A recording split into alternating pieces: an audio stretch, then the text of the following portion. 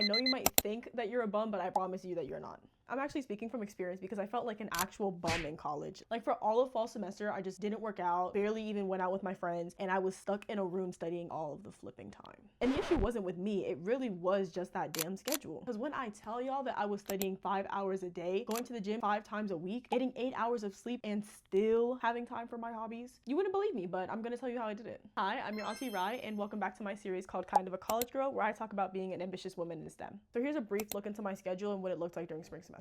I do start my day off at 5 a.m. guys. I've been doing it since middle school and I'm not going to stop anytime soon, but that's what works for me. I make my bed, I do some skincare, some meditation, make my breakfast, and take my medicine. Doing things for my mental health and for myself before I do anything else really does help me set the standard of what's important to me. Then at 6 a.m. I would go to the study room and I would just go through my flashcards for about an hour. Around 7 a.m. I start doing my schoolwork. I lock in for about 3 to 4 hours and get all the assignments done that I have to get done during the day. So by the time I go to classes, I'm not stressing about, oh, I have this assignment to do later today, because I don't have to. I really only had classes from like 11 o'clock to 3 p.m. This is something you have to learn when you're starting to get into college, but you have to decide whether you like your classes spaced out or whether you like to block them. Personally, I learned that I like to block my classes because I didn't like turning my brain on and off in between class mode and hanging out and stuff like that. Then from 3 o'clock to 5 o'clock, I had the gym, which was my favorite part of the day. It literally gave me like such a beautiful time to turn my brain off and just work out and blast Megan Thee Stallion and not have to talk to anybody. So amazing.